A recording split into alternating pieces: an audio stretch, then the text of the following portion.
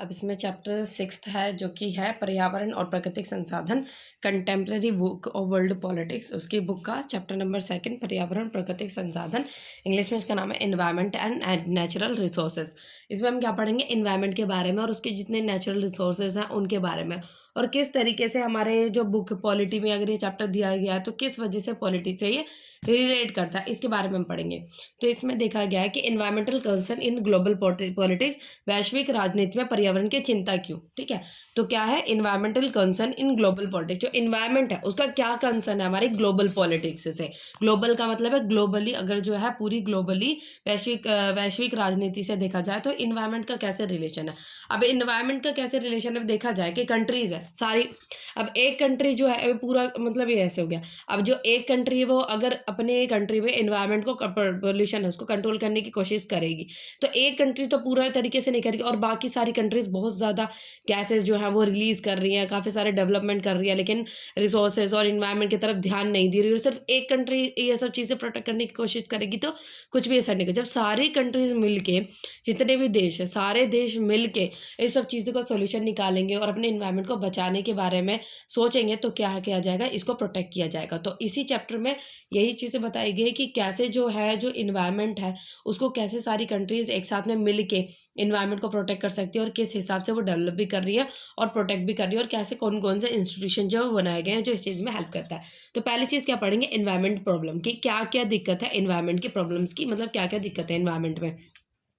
Hugh logs of poverty, अब जैसे एक बायोडाइवर्सिटी, अब जो काफ़ी सारे लोग हैं वो क्या कर रहे हैं, बहुत ज़्यादा डेवलपमेंट कर रहे हैं, काफ़ी सारी फैक्ट्रीज लग रही हैं, बहुत ज़्यादा डेवलप, जब इतना ज़्यादा डेवलप्ड हो रहे हैं काफ़ी सारी कंट्रीज जो डेवलप्ड हैं जो अभी भी, और कुछ ऐसी कंट्रीज हैं जो डेवलप कर रही हैं, डेवलपिंग कर रही हैं।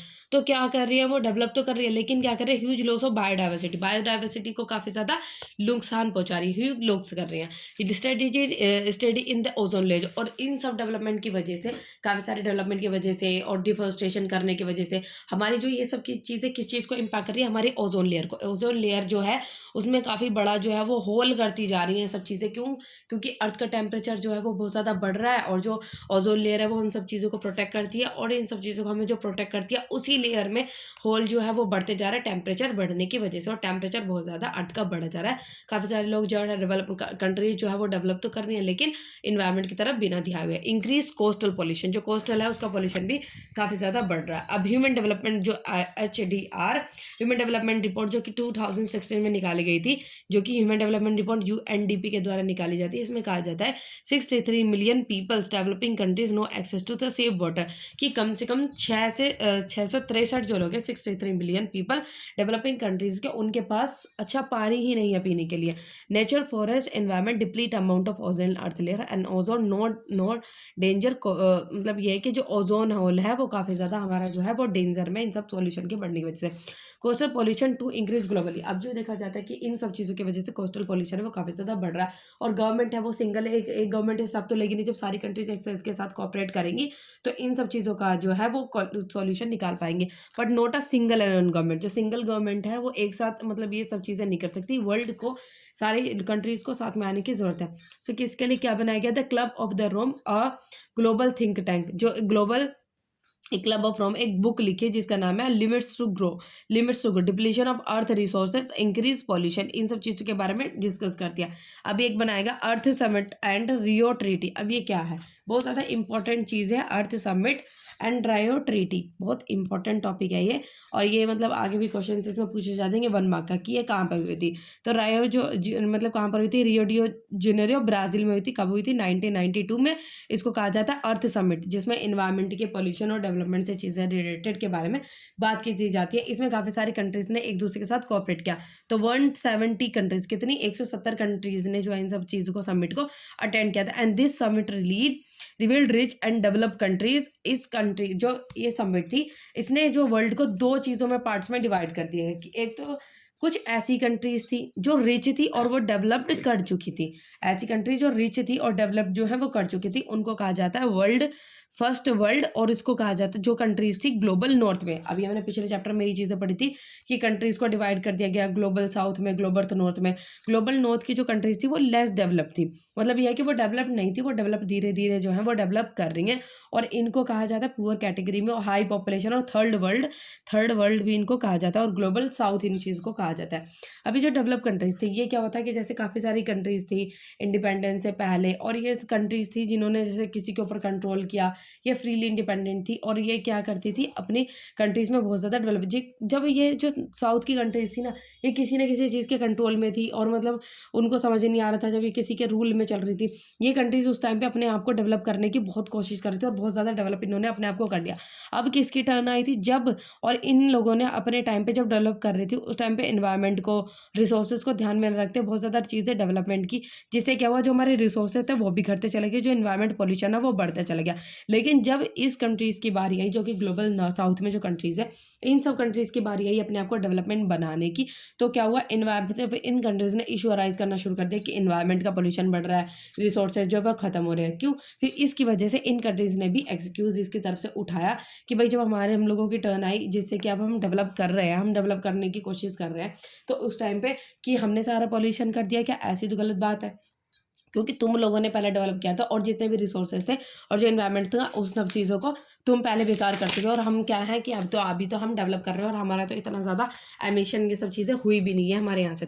तो global north concern with the ozone depletion and global warming, ये कहा जाता है कि जो ग्लोबल नॉर्थ है वो ज़्यादातर कंसर्न किस चीज़ से करती है कि इन्होंने ही हमारी ओजोन लेयर को डिप्लीट किया, और यही एक कारण है, यही कंट्रीज है जिन्होंने हमारी ग्लोबल वार्मिंग को बढ़ाया। और ग्लोबल जो साउथ है वो फोकस करने की कोशिश करती है अपने एनवायरनमेंट डेवलपमेंट की, और साथ ही साथ एनवायरनमेंट मैनेजमेंट की। ये सोचते हैं कि भाई कि हम एनवायरनमेंट को प्रोटेक्ट तो करेंगे, लेकिन अगर सिर्फ एनवायरनमेंट को प्रोटेक्ट करने लगे तो हमारी कंट्रीज है वो कुछ भी नहीं, अपनी इकोनॉमिक कंडीशन हमारी कंट्रीज की बिल्कुल डाउन हो जाएगी। इसकी वजह से उन्होंने रिलेशनशिप बनाया किसके बीच में, इकोनॉमिक डेवलपमेंट के बीच में और एनवायरनमेंट, जैसे कि वो डेवलपमेंट भी करेंगे और एनवायरनमेंट के मतलब डेवलप तो करेंगे, लेकिन वो एनवायरनमेंट को ध्यान में रखते हुए डेवलपमेंट करेंगे।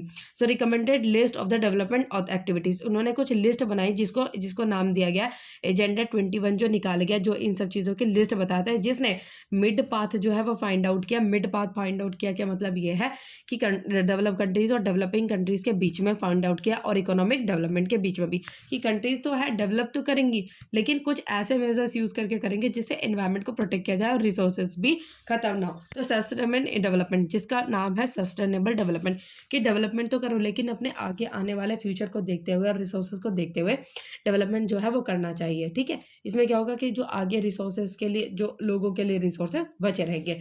Protection of the global Commons, इसमें देखा जाएगा प्रोटेक्शन ऑफ ग्लोबल कॉमन्स को कैसे प्रोटेक्ट है। Resources not owned by but owned by anyone but rather shared by the community common rooms include atmosphere Antarctic ocean. मतलब ये है कि ग्लोबल क्वेश्चन, जो ग्लोबल कॉमन्स का मतलब क्या है, प्रोटेक्शन ऑफ ग्लोबल कॉमन, जिसका जो सभी के लिए कॉमन है, जिसको सभी यूज कर रहे हैं। जैसे एटमॉस्फेयर, कोई एक तो इस एटमॉस्फेयर में रह नहीं रहा, सभी लोग रह रहे हैं। ओशंस, कोई एक तो इसका फायदा नहीं उठा रहा, सभी। तो क्या हुआ, इन सब चीज़ों को ग्लोबल कॉमन्स का नाम दिया गया, और भी चीज़ों को। तो ये सिर्फ एक ही व्यक्ति की, एक ही कंट्री की जिम्मेदारी नहीं होती इन सब चीज़ों को प्रोटेक्ट करने की, ये सभी कंट्रीज़ की जिम्मेदारी है कि इनकी तरफ जो है स्टेप बढ़ाया जाए, इनको प्रोटेक्ट किया जाए। Protection of global commons, important treaty to protect these global common, जैसे काफ़ी सारे ट्रीटी जो है बनाई गई जो इन सब चीज़ों को प्रोटेक्ट करने की कोशिश करती है। जैसे अंटार्कटिक ट्रीटी जो कि बनाई गई थी 1959 में, मॉन्ट्रियल प्रोटोकॉल ट्रीटी जो कि बनाई गई थी 1987 में, और अंटार्कटिक एनवायरमेंट प्रोटोकॉल जो कि इन सब चीज़ें। तो government it's taken by the group of countries not alone. अब ये कहा जाता है कि जो गवर्नमेंट है, तो ये जो डिसीजन है इन सब चीज़ों को प्रोटेक्ट करने के, ग्लोबल कॉमन्स को प्रोटेक्ट करने के लिए सिर्फ एक ही कंट्री का डिसीजन नहीं होगा, ये जितने भी कंट्रीज है सारी कंट्रीज़ की गवर्नमेंट एक साथ मिल के सॉल्यूशन फाइंड आउट करेगी। भाई हम कैसे एनवायरनमेंट को तो डेवलप करें, लेकिन साथ में ऐसी चीज़ें भी डेवलप करें जिससे हमारा एनवायरनमेंट है उसको असर ना हो, और अपने जो है कंट्रीज़ में डेवलपमेंट करती चली जाए, और एनवायरनमेंट भी इससे इतना ज़्यादा असर इफेक्ट ना पड़े। और अगर हम रिसोर्सेज को अगर डेवलप कर रहे हैं तो ऐसे रिसोर्सेज को यूज़ करें जिससे कि वो उनको रीयूज़ हो सके और इतने ज़्यादा एमिशन वो है पोल्यूशन ना करें। कॉमन्स बट डिफरेंशिएटेड रिस्पॉन्सिबिलिटी, अब दोनों तो चीज़ें हैं, ग्लोबल नॉर्थ और ग्लोबल साउथ दोनों डेवलपमेंट करना चाहते हैं, लेकिन दोनों की रिस्पॉन्सिबिलिटीज़ को क्या कर दिया गया, डिफरेंट कर दिया। Global north everyone equally responsible for the ecological conservation. अब ग्लोबल नॉर्थ ने कहा कि भाई जितनी भी कंट्रीज़ हैं सारी इस कंट्री मतलब ये है कि सारी इस एनवायरनमेंट में रहती हैं, तो सभी की रिस्पॉन्सिबिलिटी क्या बन जाती है कि अपने एनवायरनमेंट को कंजर्व करने की। लेकिन ग्लोबल साउथ ने क्या कहा, ग्लोबल साउथ ने यही चीज़ कही जो अभी आपको बताई थी कि हम लोगों को भाई अब अपन टाइम है कि हम क्या करें कि डेवलप करने की कोशिश करें, अपनी इकोनॉमिक कंडीशन को अच्छा करने की कोशिश करें। और तुम इस टाइम पे ये कह रहे हो कि हम पूरा फोकस जो है एनवायरनमेंट पे लगा दें, लेकिन सबसे ज़्यादा एमिशन तो तुम लोगों ने किया। तो इस वजह से ग्लोबल साउथ ने अपनी जो पहली प्रायोरिटी किया है कि अपनी इकोनॉमिक कंडीशन को अच्छा करने की कोशिश रखी, फिर एनवायरनमेंट प्रोटेक्शन को कोशिश करने की कोशिश की। ऐसे नहीं कि हमने एनवायरनमेंट प्रोटेक्ट नहीं करेंगे, एनवायरनमेंट प्रोटेक्ट भी करेंगे, लेकिन से विद द हेल्प साथ में डेवलपमेंट के साथ के डेवलप भी करेंगे और साथ में एनवायरनमेंट को प्रोटेक्ट करेंगे। तो आर्ग्यूमेंट एक्सेप्टेड, दोनों के बीच में आर्ग्यूमेंट हो रहा था कि ये दो की ग्लोबल नॉर्थ की साउथ की कंट्रीज़ की भी इक्वल रिस्पॉन्सिबल होगी कि भाई उनको भी हमारे जितना ही प्रोटेक्ट करना है। तो argument accepted in rear declaration of earth summit 1992 common but differential responsibility. तो जो आर्ग्यूमेंट इन दोनों कंट्रीज़ के बीच में हो रहा था, तो 1992 को एक्सेप्ट किया गया कि दोनों कंट्रीज़ कॉमन तो हैं, कॉमन चीज़ें हैं कि भाई एनवायरनमेंट को प्रोटेक्ट करेंगी, लेकिन डिफरेंट रिस्पॉन्सिबिलिटीज़ के साथ। तो यूएनएफसीसीसी, जिसका नाम है United nation convention on climate change, 1992 में बनाई गई, इन्होंने एग्री किया कि that not large greenhouse gas emitted in developed countries than developing countries. So therefore China, India and other countries exempted from the Kyoto Protocol. अभी ये चीज़ कही गई कि जो यूएनएफसीसी में ये सब चीज़ें कही गई कि जो डेवलप कंट्रीज़ हैं इन्होंने काफ़ी सारा गैस एमिशन किया है, काफ़ी सारी गैस रिलीज़ किया है, सबसे ज़्यादा डेवलपिंग कंट्रीज से ज़्यादा। तो एक कायोटो प्रोटोकॉल जो भी अभी प्रीवियस चैप्टर में पढ़ता है, कायोटो प्रोटोकॉल जो कि 1997 में साइन किया गया था, जिसमें 160 कंट्रीज थे इंक्लूडेड। उसमें पहले इंडिया वगैरह भी इंक्लूड थे, लेकिन बाद में इंडिया वगैरह को इन सब कंट्रीज से निकाल दिया गया। क्यों? क्योंकि ये कंट्रीज जो है वो अभी भी डेवलप कर रही हैं, और अगर इन कंट्रीज़ को इसमें इंक्लूड किया गया तो ये डेवलपमेंट की तरफ ध्यान नहीं दे पाएंगी, इकोनॉमिक कंडीशन डिक्रीज होती चली जाएगी। तो इसकी वजह से इन कंट्रीज़ ने कहा कि भाई अभी तो हम डेवलप कर रहे हैं और हम डेवलप करेंगे, साथ में इन्वायरमेंट की तरफ ध्यान देंगे, लेकिन हम इस एग्रीमेंट के अंदर में इंक्लूड हमें तो किया गया है, लेकिन हम इन सब एग्रीमेंट के अंदर रह के हम अपने आप को डेवलप जो है वो नहीं कर पाएंगे। तो इसको कायोटो प्रोटोकॉल से इन सब कंट्रीज़ ने अपने मतलब बाहर निकाला गया। तो इंडिया साइन 1997, बट 2002 में जो इंडिया थी वो आउट हो गई कायोटो प्रोटोकॉल एग्रीमेंट से। International agreement target for industrialise countries to cut their greenhouse emission. तो इंटरनेशनल जो एग्रीमेंट से इसने साइन किया गया कायोटो प्रोटोकॉल ने कि इंडस्ट्रियलाइज कंट्रीज़ को कि ग्रीन हाउस एमिशन को वहाँ से कम किया जाए और हटाया जाए। कॉमन प्रॉपर्टीज रिसोर्सेज, अब बात की जाएगी common property resources. Common property resources का मतलब है कुछ ऐसी कॉमन प्रॉपर्टीज जिनको ग्रुप जो है वो पूरी यूज़ करते हैं, जैसे पॉन्ड्स हो गई, कैनाल हो गए, जैसे अभी हमने ग्लोबल कॉमन्स देखा था, तो ऐसे ही कुछ कॉमन प्रॉपर्टीज रिसोर्सेज भी और होते हैं। Member of these have right and duty underlying norms and level of the use maintenance. अब इसमें देखा जाएगा कि जैसे कहा जाता है कि कुछ कॉमन प्रॉपर्टीज जैसे रिसोर्सेज है, कुछ कॉमन रिसोर्सेज जो कि सब यूज़ करते हैं, तो लोगों की जो इनको यूज़ करते हैं उनकी राइट्स और कुछ ड्यूटीज़ रहती है कि रिसोर्सेज को ऐसे यूज़ किया जाए कि कुछ गाइडलाइंस के अंदर में, कि उसको बहुत ज़्यादा अनलिमिटेड यूज़ नहीं किया जाए ताकि वो रिसोर्सेज ही खत्म हो जाए। कुछ लेवल जो है इनके सेट किए गए जिससे कि रिसोर्सेज को यूज तो किया जाए, उनको मेंटेन भी करके रखा जाए, और रिसोर्सेज ऐसे हों कुछ ड्यूटीज़ वगैरह के साथ फॉलो किया जाए ताकि रिसोर्सेज को बिना मतलब कि यूज़ करके उनको ख़त्म करने की कोशिश ना की जाए। Negative, but due to industrialisation villages, अब ये क्या देखा जाता है कि जैसे कि इंडस्ट्रियलाइजेशन जैसे जैसे बहुत ज़्यादा इंडस्ट्रियलाइजेशन हुआ, इंडस्ट्रियलाइजेशन बहुत ज़्यादा यूज़ होने की वजह, तभी तो कहा जाता है कि ग्लोबल प्रॉपर्टीज रिसोर्सेज कि सब लोगों का जो कॉमन प्रॉपर्टीज़ है उनको सब लोगों का ग्रुप का ये अधिकार है, ये सब चीज़ें जो है इनको प्रोटेक्ट करके रखें। अब ये देख इसमें लिखा है बट ड्यू टू इंडस्ट्रियलाइजेशन, हम जैसे जैसे इंडस्ट्रियलाइजेशन बहुत ज़्यादा बढ़ा, इंडस्ट्रियलाइजेशन की वजह से काफ़ी सारे पेड़ों को काटा गया, पेड़ काटे की वजह से काफ़ी सारे विलेजेस जो थे वो घटते चले गए। अब इससे क्या होने लगा कि विलेजेस घटते चले गए, इससे क्या हुआ कि जो वहाँ के जो लोग थे वो कहीं और शिफ्ट होने लगे, और इससे पॉपुलेशन जो है वो बढ़ने लगी, कहीं और शिफ्ट होंगे तो वहाँ पे काफ़ी ज़्यादा क्राउड जो है वो होता चला गया, इन्वायरमेंट का बहुत ज़्यादा डिग्रेडेशन हो गया।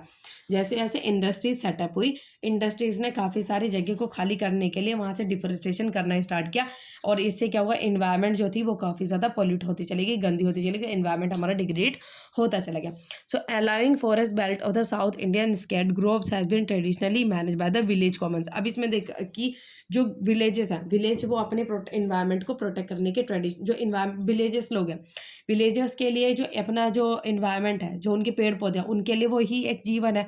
वो अपने पेड़-पौधे और जीवन को उन्हीं को ही सब कुछ चीज़ें समझते हैं और उनको ये हमेशा डर रहता है कि कोई भी इंडस्ट्रीज़ वहाँ पे सेटअप हो गई, तो उनको डर रहता है कि हमारी मतलब ये है कि सब सारी चीज़ों को यहाँ से उखाड़ के ना ले जाओ, फिर हम यहाँ कहाँ रहेंगे? क्यों? क्योंकि जो विलेजेस के लिए जो उनका गाँव है, जो उनकी बस्ती है, वही क्या होती है, सब चीज़ होती है।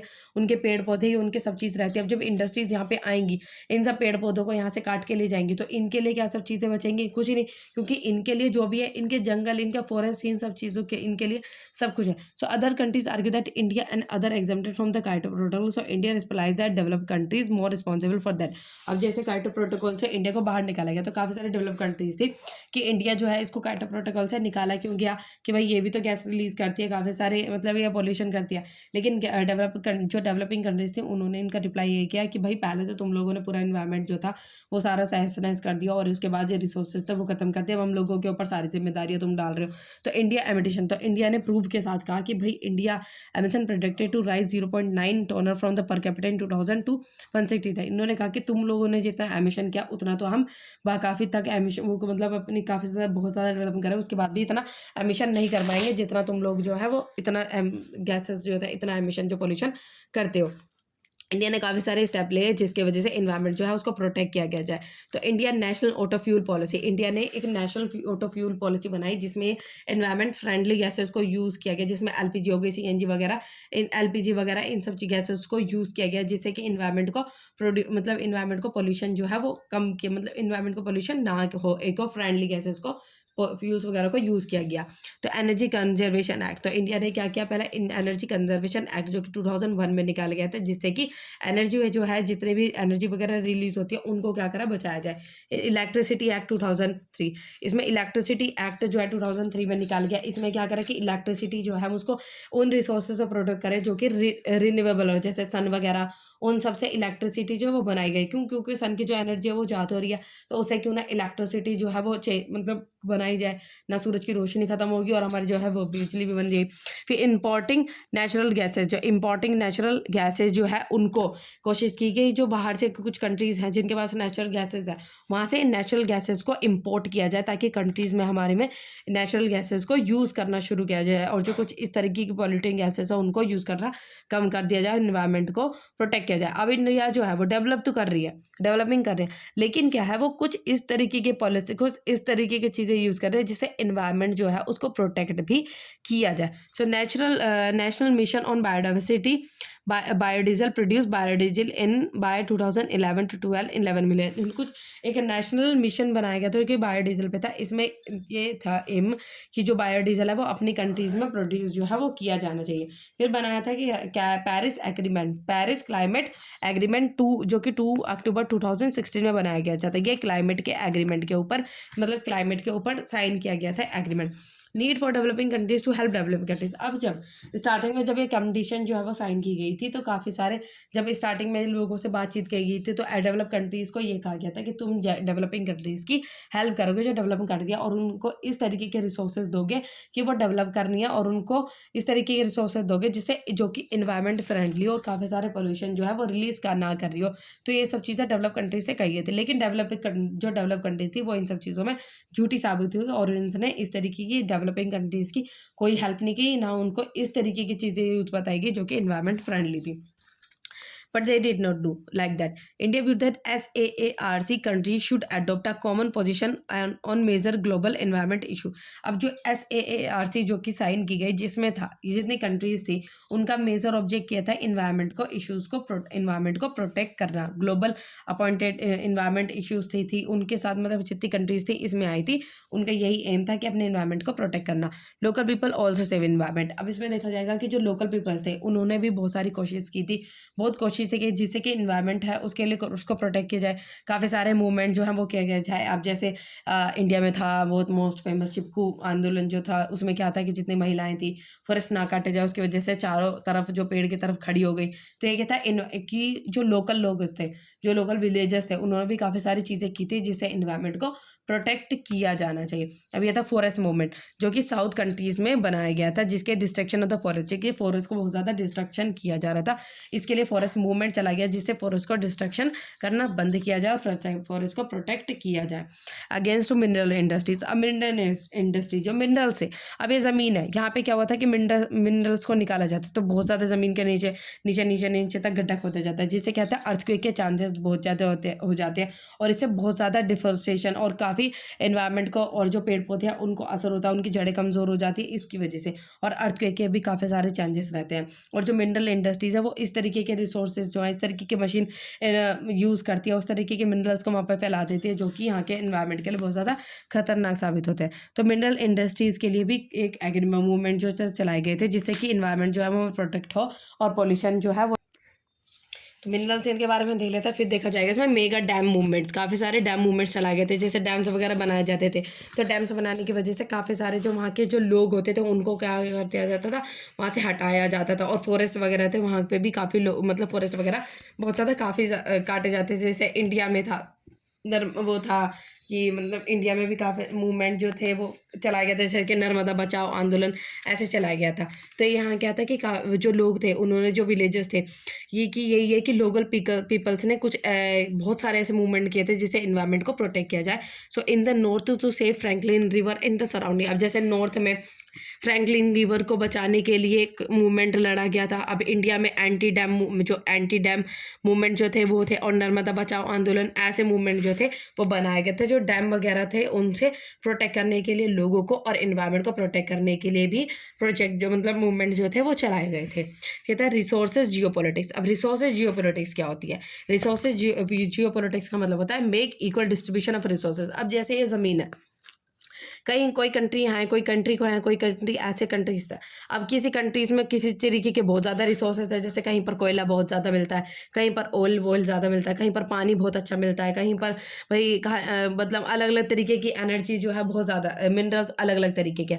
तो ये एक रिसोर्स जियोपॉलिटिक्स क्या कहती है कि जो लोगों को रिसोर्सेज इक्वली अवेलेबल हो सारी कंट्रीज़ में। अब जैसे कंट्रीज़ है वो एक दूसरे के साथ इम्पोर्ट एक्सपोर्ट का काम कर लेती है। अब जैसे इस कंट्रीज़ के पास बहुत ज़्यादा है तो वो क्या करेगी, यहाँ से उन रिसोर्सेज को कंट्रीज़ में भेजेगी, फिर वहाँ से इसके पास जो कमी होगी वो यहाँ से मतलब यहाँ से खरीदेगी, वहाँ से भेजेगी। तो ऐसे ही ये सब चीज़ें करती है जिससे कि जिन कंट्रीज़ के पास जो रिसोर्सेज की कमी है तो वो क्या कर सकती हैं, अपने पास रिसोर्सेज को मंगा सकते हैं। तो इसकी वजह से क्या हुआ, इसी को कहते हैं make equal distribution of resources. तो रिसोर्स जियोपॉलिटिक्स यही चीज़ कहते हैं कि इक्वल डिस्ट्रीब्यूशन है, जो रिसोर्सेज है उनका इक्वली डिस्ट्रीब्यूशन हो, ताकि कोई भी कंट्री जो है वो उन सब रिसोर्सेज से मतलब ये है कि पीछे न रह जाए और इक्वली डेवलप जो है वो कर पाए। सो वेज टू कंट्रोल रिसोर्सेज। अभी इतने सारे लोग जो डेवलप करते हैं कंसेस डेवलप कर रही हैं, लेकिन क्या हुआ, रिसोर्सेज को मतलब बिना प्रोटेक्ट किए अननेसेसरी यूज़ करना, इससे क्या होगा, रिसोर्सेज खत्म नहीं होंगे, क्या खत्म हो जाएंगे रिसोर्सेज। तो इसकी यही है कि रिसोर्सेज को यूज़ तो करो लेकिन ऐसे यूज़ करो ताकि वो खत्म ना हो। तो कौन कौन से ऐसे वेज हैं जो कि रिसोर्सेज को कंट्रोल करने के लिए मतलब रिसोर्सेज हैं उनको यूज़ तो करो लेकिन उनको कंट्रोल किया जाना चाहिए। तो deployment of military force near exploitation and friendly with in the country. तो ये क्या कहता है कि जो मिलिट्री फोर्सेज है उनको जो इन सब तरीके की जो साइटें होती हैं वहाँ से इनको हटाया जाना चाहिए मिलिट्री की, और friendly with the resourceful countries, उन कंट्रीज़ के साथ फ्रेंडली रिलेशनशिप बनानी चाहिए जिन कंट्रीज़ के पास रिसोर्सेज है, ताकि जैसे भाई उस कंट्री, जैसे मानो किसी के पास ऑयल की बहुत अच्छी ऑयल काफ़ी सारे रिसोर्सेज मिलते हैं तो उस कंट्री के साथ रिसोर्सेज अच्छा बनाओ, क्या भाई, तो भाई कम रेट से तुम्हें मिल जाए और तुम्हारे पास सप्लाई जो है वो रहा, क्योंकि ऑयल तो है जो हमेशा यूज़ होना ही होना है। तो यहाँ से एक कनेक्शन जो बना रहा है कि ऑयल कभी भी मंगाना तो इस कंट्री से ही मंगाना है, थोड़ा सही भी दे देगा ये, और फ्रेंड रिलेशन दोनों के साथ रहेंगे, कभी तरीके की कॉन्फ्लिक्ट ना रखो। तो इसे अगर मानो इसी से ही कॉन्फ्लिक्ट कर दी तो भाई ऑयल किससे मंगाएंगे, दूसरी कंट्री से, देखेगा दूर पड़ेगा, उसके साथ कोई फ्रेंड रिलेशन नहीं है, बहुत ज़्यादा महंगा भी देगा। तो ऐसे ही अपनी जो कंट्रीज है जिनके पास रिसोर्सेज है उनके साथ एक फ्रेंड रिलेशनशिप बनाने की कोशिश करनी चाहिए। रिसोर्सेज को ऐसे यूज़ करना चाहिए ताकि वो मतलब व्यर्थ ना हो और लिमिटेड यूज़ करना चाहिए, अननेसेसरी नहीं।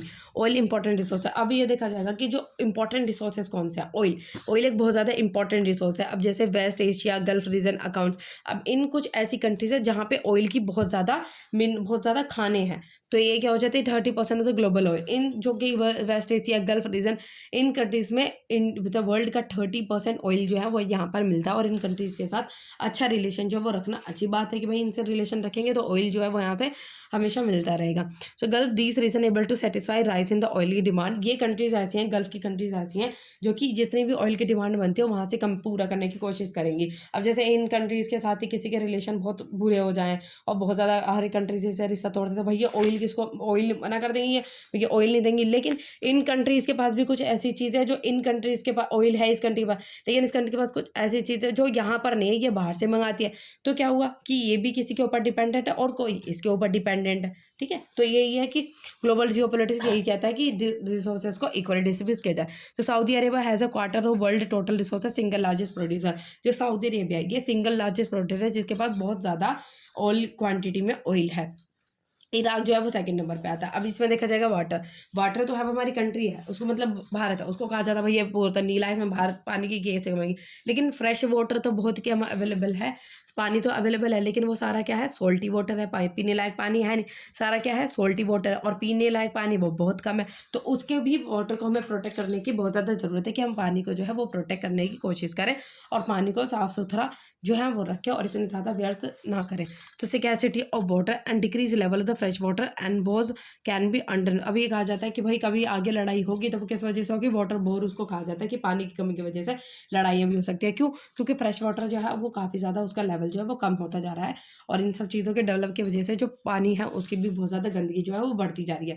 Down stream state objection by the pollution access to irrigation to upstream state. अब जैसे अप स्ट्रीम जो स्टेट थे जैसे ग्लोबल नॉर्थ कंट्रीज को कह लो जो और अप स्ट्रीम्स उन स्टेट्स को कह लो जो काफ़ी ज़्यादा डेवलप कर चुकी थी। तो जो डाउन स्ट्रीम कंट्रीज थी जो अब डेवलप कर रही है साउथ को कह लो, तो ये किसको दोष देती हैं, ग्लोबल नॉर्थ की। और जो अप स्टेट कंट्रीज जो थी उनको कहती है कि भाई तुम लोगों ने इतना ज़्यादा पोल्यूशन कर दिया, तुम लोगों ने इतना ज़्यादा डेवलप किया, इतना ज़्यादा पोल्यूशन कर दिया, उन सब चीज़ों को हमको अब झेलना पड़ रहा है और तुम ही हो एक कारण जिसकी वजह से ये सब चीज़ें बेकार हुई है, बहुत ज़्यादा पॉल्यूशन हुआ है। तो इन सब चीज़ों का कारण किसको कहा जाता है, ये अप स्ट्रीम के कंट्रीज़ को। Rent treaty, Syria, Iraq one, construction of dam for the up Euphrates reports, काफ़ी सारी चीज़ें हैं जिसको प्रोटेक्ट करने की कोशिश। अब ये कहा जाता है इसमें इंडिजीनियस पीपल, जो इंडिजीनियस पीपल है, इंडिजीनियस पीपल जो है वो ये कौन होते हैं और उनके राइट्स क्या हैं, ये भी काफ़ी इंपॉर्टेंट टॉपिक है इसमें कि इंडिजीनियस पीपल कौन होते हैं और इनके क्या क्या राइट्स हैं, इनको क्यों प्रोटेक्ट करना चाहिए, ज़रूरी है कि इनको प्रोटेक्ट करना।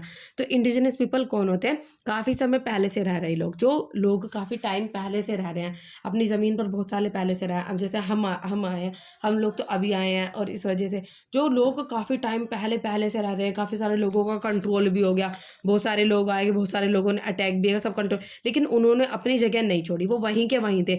अब वो तो नहीं है लेकिन उनके आगे की तो पीढ़ी है, वो तो उस टाइम के तो लोग नहीं है लेकिन उनके आगे तो पीढ़ी है, लेकिन वो वहीं के वहीं है। तो यही होते हैं इंडिजिनस पीपल। तो ये इंडिजिनस पीपल को लोगों को क्यों ज़रूरी है भाई इनको कंट्रोल करना, इनको क्यों ज़रूरी है भाई इनके राइट्स को कंट्रोल नहीं, इनके राइट को प्रोटेक्ट करना क्यों ज़रूरी है, क्यों? क्योंकि ये क्या है, इन्होंने हमारे कल्चर को समेटा हुआ है, इनके पास काफ़ी सारी पुरानी सोच है, काफ़ी पुरानी चीज़ों को ये आगे बढ़ाते जा रहे हैं, जिनको प्रोटेक्ट करना भाई एक उनको एक चीज़ें समझो कि भाई ओल्ड इज़ गोल्ड, ये बहुत ज़्यादा चीज़ों को संवार के रखे हुए हैं। तो इनको ही अगर सबने ख़त्म कर दिया, इन सब के राइट्स को प्रोटेक्ट नहीं हुआ, तो जो पुरानी चीज़ें, कुछ पुरानी चीज़ें थी वो तो कुछ रह नहीं है, पुराने लोग और उनके कुछ कल्चर वो तो सब चीज़ें ख़त्म हो जाएंगी। तो क्या होगा, कुछ नहीं। तो क्या होगा, इंडिजिनस पीपल के भाई इनको भी ये चीज़ें अधिकार है कि इनको प्रोटेक्ट किया जाना चाहिए और इनके ऊपर भी ध्यान दिया जाना चाहिए।